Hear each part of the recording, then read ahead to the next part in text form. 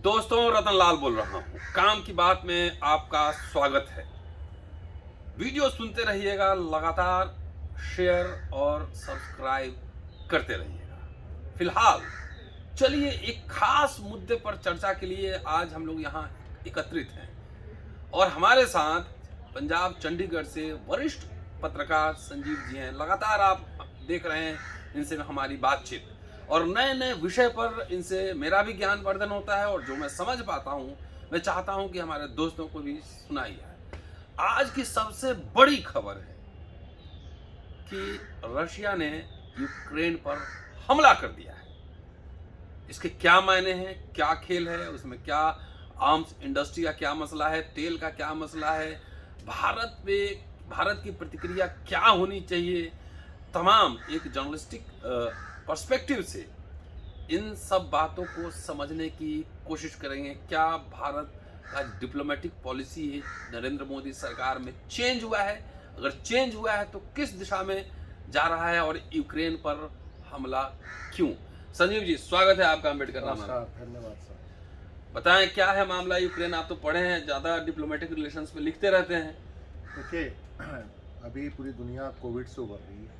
पूरी दुनिया की थोड़ा सा अर्थव्यवस्था पूरी दुनिया की अर्थव्यवस्था और इकोनॉमी जो है इस समय खराब है और वैसी स्थिति में एक युद्ध की शुरुआत होने से पूरी दुनिया परेशान है कि आखिर युद्ध का मायना क्या है, जब पूरी दुनिया एक इतने बड़े क्राइसिस से गुजरी है 2 साल और लोगों का इकोनॉमी, सरकारों की इकोनॉमी खराब हुई है। वैसे में यूक्रेन पे हमले को लेकर तमाम अलग अलग चर्चाएं हैं, लेकिन इतना ज़रूर मैं कहूँगा कि इस हमले के बाद 2 लॉबी बड़े इस समय वर्ल्ड के बड़े लॉबी इस समय खुश हैं। एक आर्मामेंट लॉबी और एक ऑयल सेक्टर के और गैस सेक्टर से रिलेटेड कॉरपोरेशन। देखिए, आर्मामेंट लॉबी इसलिए खुश है कि इमीडिएट एक कॉन्फ्लिक्ट जोन की तलाश में थे। ओके। जैसे अफगानिस्तान में युद्ध खत्म हो चुका था, इराक में युद्ध खत्म हो चुका था, 2000 से लेकर 2020 तक आर्मामेंट लॉबी ने बिलियंस ऑफ डॉलर के जो हथियार हैं बेचे, इन इलाकों में बेचे। उसके मेजर बेनिफिशरी तमाम हुए। अमेरिकन डिफेंस इंडस्ट्री भी हुआ, रशियन डिफेंस इंडस्ट्री भी हुआ। जो अमेरिकन डिफेंस इंडस्ट्री से हथियार लेते रहे तो ऑटोमेटिक है कि वहाँ पे जो दूसरे ग्रुप थे उन्होंने रशियन डिफेंस इंडस्ट्री से हथियार लिया। अगर खाड़ी में टेंशन हुआ तो अगर इराक और सऊदी अरब ने अमेरिका से हथियार लिया तो ईरान जैसे देश ने और तमाम देशों ने रशिया से भी हथियार लिया। तो सवाल ये है कि अभी जो ईस्टर्न यूरोप के दोस्त जो रशिया के अगेंस्ट वहाँ पे खड़े हैं, अब पीछे कुछ दिनों से खबरें आ रही हैं लगातार कि जो अमेरिका है उनको वेपन्स बेचने की तैयारी कर रहा है। 6-7 अरब डॉलर के हथियारों के सौदे हो भी चुके हैं। तो एक तो ये कि आर्मामेंट इंडस्ट्री में बड़ी इस समय एक खुशी की लहर है। अच्छा। इस कॉन्फ्लिक्ट के बाद कि उनके हथियार बिकेंगे। अब दूसरा जो है कि देखिए, इमीडिएट एक खबर आ रही है कि तेल की कीमतों में इजाफा हुआ है। पेट्रोल की कीमत $100 पर बैरल पहुंच चुका है। तो ऑटोमेटिक है कि इससे दुनिया के उन तमाम देशों को जो कोविड से जूझ रहे थे, जो बड़े इकोनॉमी, जो तेल से रिलेटेड जिनकी इकोनॉमी थी, वो बड़े प्रसन्न है कि $100 जब पहुंचेगा तो ऑटोमेटिक है कि उनका मुनाफा बढ़ेगा। गैस अगर वो इंटरनेशनल मार्केट में बेचेंगे, गैस की कीमतें बढ़ेगी। तो ये मतलब कि ये जो लॉबी है प्रसन्न है। अब लेकिन इसमें अलग इंटरनल भी अलग अलग उसका डायमेंशंस है। जैसे अब नॉर्ड स्ट्रीम 2 जो है, जो एक नया जो तेल का जो पाइपलाइन जो रशिया और जर्मनी के बीच बना है, वो फिलहाल जर्मनी ने उसको रोक दिया है। अभी शुरुआत तो नहीं हुई थी, लेकिन उसको शुरुआत होने की थी, उसको फिलहाल जर्मनी ने पोस्टपोन कर दिया है। तो यूरोपियन गैस सप्लाई पर इफेक्ट पड़ेगा। तो यूरोपियन गैस सप्लाई पर इफेक्ट होने से एक ये है कि रशिया को नुकसान होगा, रशिया के तेल और गैस सेक्टर को नुकसान होगा, क्योंकि रशिया एक बहुत बड़ा सप्लायर है यूरोप के देशों को गैस। कहते हैं कि यूरोपियन जो टोटल जो गैस जो डिमांड है उसका 30 से 40% रशिया उसको फुलफिल करता है। अच्छा। लेकिन इससे अमेरिकन गैस कंपनियां बड़ी खुश हैं, क्योंकि उनको यूरोपियन मार्केट में उनकी डिमांड बढ़ सकती है। अमेरिकन तेल कंपनियां खुश हैं क्योंकि उनकी डिमांड यूरोपियन मार्केट में बढ़ेगी। ठीक है कि नहीं? बहुत लंबे समय से डोनाल्ड ट्रंप के टाइम से जो वहाँ का जो गैस जो कॉर्पोरेशन थे लगातार यूरोपियन यूनियन पर प्रेशर डाल रहे थे कि हमसे भी हथियार करें, और अमेरिका लगातार ये प्रेशराइज कर रहा था कि नॉर्ड स्ट्रीम 2 से यूरोप के गैस पाइपलाइन को, यूरोप को गैस की सप्लाई रोकी जाए। ठीक है। तो रशिया, अब हालांकि एक तरकीब भी दिया जा रहा है कि जो रशियन जो तेल और गैस इंडस्ट्री है उसको कोई बहुत ज़्यादा नुकसान नहीं होगा, क्योंकि रसिया के पास अल्टरनेटिव मार्केट है। रसिया चाइना को बहुत बड़ा गैस सप्लाई कर रहा है, साइबेरिया जो power of Siberia gas pipeline से $400 बिलियन का इनका ऑलरेडी एक समझौता पहले ही हो चुका था और उस पर उन्होंने गैस सप्लाई शुरू कर दिया है।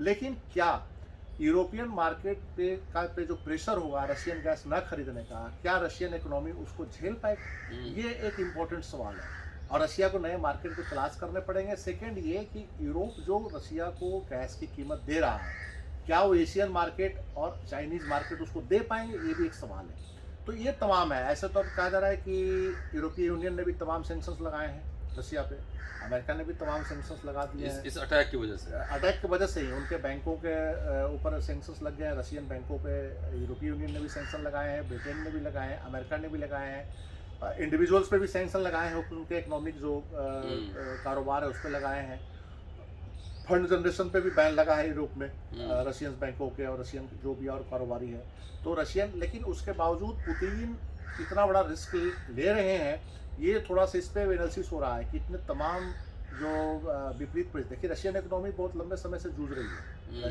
रशिया की इकोनॉमी बहुत अच्छी नहीं है, लेकिन रशिया के इस कार्रवाई से फायदा रशिया को कितना होगा, रशियन इकोनॉमी पे चोट पहुंच सकती है। अभी जैसा भी खबर है कि डॉलर में जो बिजनेस है वो अमेरिका ने उस पर सेंसर लगाया है रशियन बैंकों पे और रशियन कारोबारियों पे, तो ऑटोमेटिक है कि उनका मैक्सिमम जो इंटरनेशनल जो कारोबार है तेल का और गैस का और डॉलर से है, तो उससे भी रशियन इकोनॉमी को इफेक्ट पड़ेगा।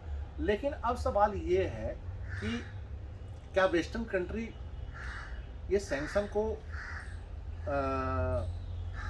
प्रैक्टिकली कर सकेंगे, ला सकेंगे? बोल तो दिया, क्योंकि उससे उनके बैंकों को भी और उनकी जो मार्केट है उनको भी नुकसान है जी।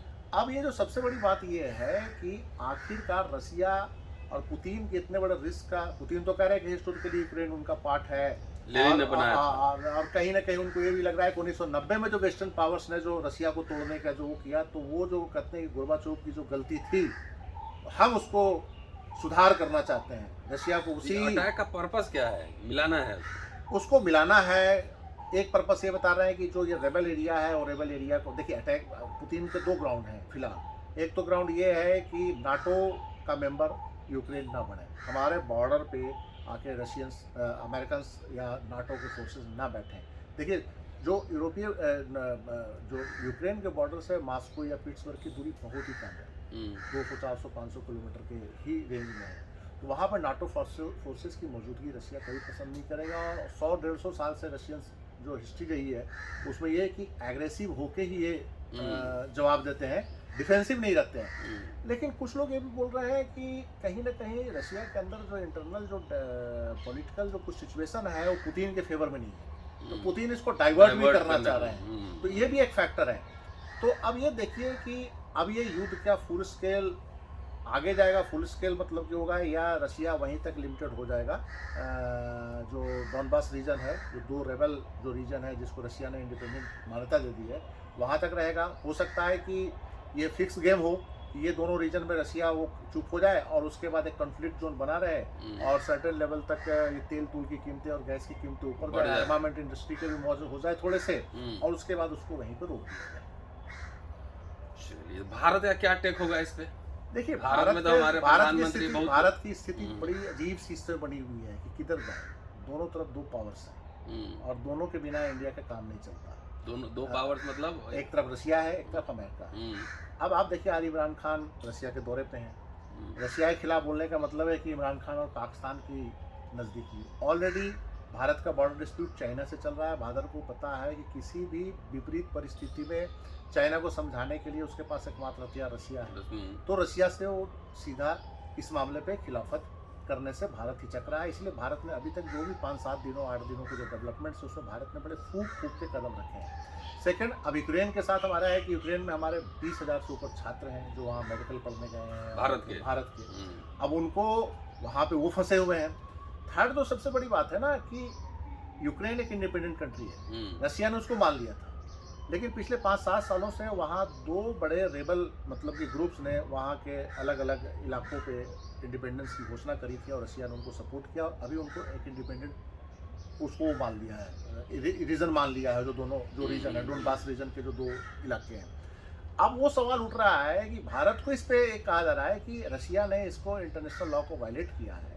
वो एक संप्रभु राष्ट्र है, उसके अंदर के दो स्टेट को आप कैसे मान्यता दे सकते हो कि इंडिपेंडेंट है? कल को आपके यहाँ भी कई इस तरह के मूवमेंट्स चल रहे हैं। जैसे कश्मीर में आपके यहाँ सेपरेटिस्ट हैं, नॉर्थ ईस्ट में सेपरेटिस्ट हैं, और कोई भी पड़ोसी ताकतवर देश उनको मान्यता दे दे तो आप उस समय आइसोलेट हो जाएंगे। तो भारत से ये उम्मीद की जा रही थी कि कम से कम रशिया के जो ये कदम थे, जो यूक्रेन के जो संप्रभुता पे जो रशिया ने अटैक किया है, उसके खिलाफ भारत को बोलना चाहिए था। ये लगातार ये वर्ग कह रहा है, लेकिन भारत यहाँ पे भी चुप है। तो कहीं ना कहीं हमें लगता है कि हमारी सरकार पे बहुत ज़्यादा ऐसी स्थिति है, ऐसा प्रेशर है, ऐसा जियो पॉलिटिक्स है साउथ एशिया की कि भारत फंस जाता है। आप अगर क्वाड में जाते हैं चाइना के खिलाफ, तो ये डर है कि पाकिस्तान जो है चाइना है और रशिया के नज़दीक हो सकता है, एक नया त्रिकोण बन सकता है। पाकिस्तान का जो आपका फ्रंट है वो बहुत लंबी लड़ाई है, 7 दशकों से आपकी लड़ाई है। तो भारत की ये समस्या है। तो हमारी विदेश नीति में कोई क्लियरेंस या स्पष्टता नहीं है कि किस मुद्दे पे हमने क्या और कब बोलना है। ये एक समस्या है। ये इनका कुछ मामला गड़बड़ी है। हाँ, आप ये कह सकते हैं कि यूक्रेन वाले मामले पे इनको कुछ मुद्दों पे स्पष्ट स्टैंड लेना चाहिए था। वो कह तो रहे हैं कि डिप्लोमेटिक ढंग से दोनों मुल्क सुलझाए, लेकिन सवाल यह है कि रशिया ने वो काम किया है जो उसके संपूर्ण। ठीक है, आप कहो कि हम नाटो को एक्सेप्ट नहीं करते, ठीक है, नाटो उनके दरवाजे तक ना आए, लेकिन उनके जो अंदर के जो स्टेट्स हैं उसको इंडिपेंडेंट स्टेट के रूप में अगर रशिया ने मान्यता दिया है तो ये गलत है, और हमें खुद उस पर स्टैंड लेना चाहिए, क्योंकि हम खुद इस मामले में फंसे हुए हैं। डिस्टर्ब जोन है, तो उसमें कल को अगर आप कहीं फंस गए तो आपके साथ कौन खड़ा होगा? जाहिर है। मैं एक और बात लास्ट में कहना चाहूँगा कि देखिए, आप फर्स्ट वर्ल्ड वार से ले लें, सेकेंड वर्ल्ड वार ले लें, और जितने भी कोल्ड वार का ले लें, ये रिसोर्स वार एक चलता रहा है। रिसोर्स को कंट्रोल करने का वार रहा है। युद्ध तो ऐसे लड़े जाते हैं कि ह्यूमन जो कल्याण के लिए कहा जाता है कि मानवीय कल्याण के लिए राष्ट्र युद्ध लड़ता है, अपनी सीमाओं को सुरक्षा के लिए लड़ता है। दुनिया का फर्स्ट वर्ल्ड वार भी होता है कि इसीलिए लड़ा गया, सेकंड वर्ल्ड वार भी इसलिए लड़ा गया। लेकिन कहीं ना कहीं आप ध्यान से देखेंगे तो कहीं ना कहीं रिसोर्स को कंट्रोल करने के लेकर ये वार रहा है। ज़्यादातर युद्ध जो है वो रिसोर्स कंट्रोल को लेकर ही होते हैं, और पहले के ज़माने में रिसोर्स में महिलाएं भी आती थी। पानी, महिला, तमाम तरह के इशूज़ पे दुनिया भर में युद्ध होते रहे हैं। शुक्रिया, कीप वॉचिंग एंड शेयरिंग। ज़्यादा देखते रहिए और शेयर करते रहिए। जल्दी मिलता हूँ अगले एपिसोड में। शुक्रिया।